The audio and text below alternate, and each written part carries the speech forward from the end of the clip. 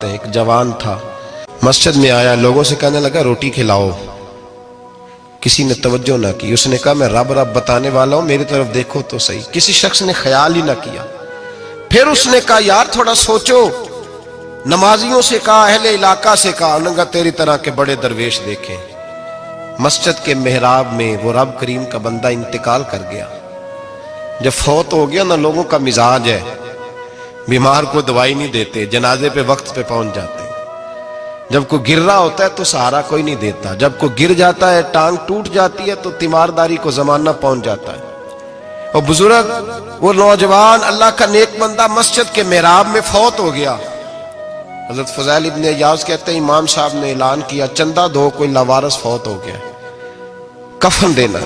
چندہ اکٹھا ہوا، کفن خریدا، جنازہ پڑا، عشاء کے بعد دفن کر کے آئے۔ فجر کی نماز کے لیے جب امام اور مؤذن مسجد میں آئے تو چیخیں مارنے لگے، تڑپنے لگے، دور دور تک آوازیں پھیل گئی، دنیا دوڑی آئی۔ کیا ہوا؟ کہنے لگے وہ جو تم نے کفن پہنایا تھا وہ یہاں پڑا ہوا ہے، اور دیکھو کفن پہ تحریر لکھی ہے۔ تحریر کیا ہے؟ عرش کے مالک نے فرمایا میرے دوست نے روٹی مانگی، تم نے دی نہیں۔ اس نے تمہیں میرے قریب کرنے کے لیے اپنی طرف توجہ کرائی، تم نے کی نہیں، اور میرا یار تمہارے کفن کا محتاج تھا، سنبھال کے رکھو اپنا کفن، میں نے اسے جنت کا لباس عطا فرما دیا، سنبھال کے رکھو، یہ کوئی لاوارثوں کا ٹولہ ہے۔ اعلیٰ حضرت فاضل بریلوی رحمت اللہ علیہ کے مکان کی دیوار گر گئی، ایک کونا مکان کا، آپ جانتے ہیں پرانی دیواریں چھوٹی ہوتی تھی اور بارشوں میں اکثر گھروں کی دیواریں گری ہوئی ہوتی تھی۔ ایک سائیڈ کی دیوار گر گئی تو اس کونے میں ہندوؤں کا گھر تھا۔ اب مستری صاحب رات کو آئے، ان سے بات ہوئی تو کہنے لگے سویرے کام شروع کروں گا۔ کہا ایک دو صاحب نے کہ ہندوؤں کا گھر ساتھ ہے اور وہ دشمن بھی بڑے زیادہ ہیں، تو رات کو ہی ہو جائے۔ کہنے لگا جی نہیں میری مجبوری ہے، مزدور کہاں سے لاؤں گا، بڑے معاملات ہیں، سویرے شروع ہوگی۔ اب رات کو مولانا ظفر الدین بہاری علیہ رحمہ کہتے ہیں بچے مدرسے کے، باقی سارے لوگ، سب کو جمع کیا گیا، چونکہ اس طرف سے تھوڑا خطرہ تھا ہندوؤں کی جانب سے۔ کہا جناب یہ بڑے دشمن ہیں اسلام کے، تو اس طرح کرو کہ دو تین بچوں کی ڈیوٹی لگائیں یا کچھ لوگوں کی یہاں رات کو پہرا دیا جائے، ٹھنڈ بھی بڑی زیادہ تھی، کھڑا ہونا بھی مشکل تھا۔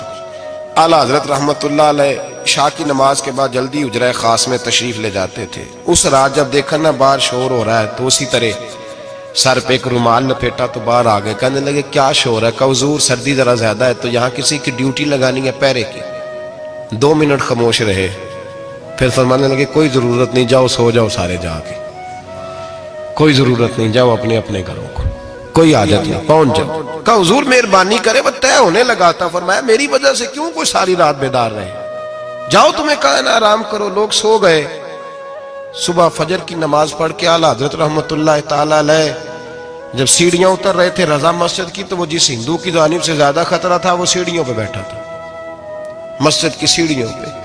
سب لوگوں کی توجہ ہو گئی۔ کہنے لگا مولانا میں کلمہ پڑھنے آیا ہوں، مجھے کلمہ پڑھا کے مسلمان کر دیں، میں کلمہ پڑھنے آیا ہوں، مسلمان کریں۔ لوگوں کی توجہ، اعلیٰ فرمانے لگے نہیں ابھی تو انتظار کر، تھوڑی دیر کے اچھی طرح سوچ لے، جذباتی فیصلہ نہ کر کہ تو آ رہا ہے۔ یہ کہہ کے جب 2 سیڑھیاں نیچے اترے اس کے پاس سے تو اس نے پیر تھام لیے۔ کہنے لگا اب ایسے تو نہ کرو، رونے لگا۔ اعلیٰ حضرت رحمت اللہ نے کلمہ پڑھایا، کچھ باتوں کی نصیحت فرمائی، تشریف لے گئے۔ گھیرنے والے گھیر کے بیٹھ گئے، کہنے لگے ہمیں بھی بتا بدلہ کیسے ہے۔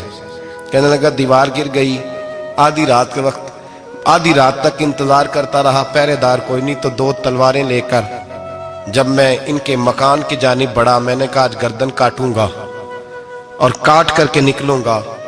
کہتا ہے جب میں قریب آیا تو 2 شیر کھڑے تھے، اوپر سے پلٹ کے آیا تو پھر کھڑے تھے، ادھر سے پلٹ کے آیا تو پھر کھڑے تھے۔ فرماتے ہیں میں 2 گھنٹے کے بعد آیا تو پھر پلٹ کے کھڑے تھے، میں پھر 1 گھنٹے کے بعد آیا، سحری کا وقت ہو گیا تو پھر پلٹ کے کھڑے تھے، اب میں ڈر کے بھاگا۔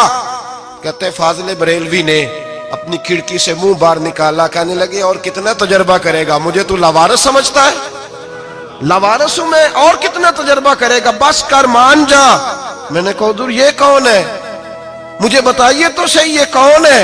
تو کہنے لگے میں نے ساری زندگی رسول اللہ کی عظمت کا دفاع کیا ہے، ساری زندگی غوث اعظم کے نعرے لگائے ہیں، ابھی تو یہ مدد صرف غوث پاک جیلانی کی بھیجی ہوئی ہے، ابھی تو غوث اعظم کی بھیجی ہوئی مدد ہے، مولا علی ابھی پیچھے ہیں، دو جہاں کے محبوب ابھی اس سے پیچھے ہیں، وہ تو ابھی پیچھے ہیں، پیچھے کھڑے ہیں کہ ضرورت پڑی تو ہم بھی تیار بیٹھے ہیں۔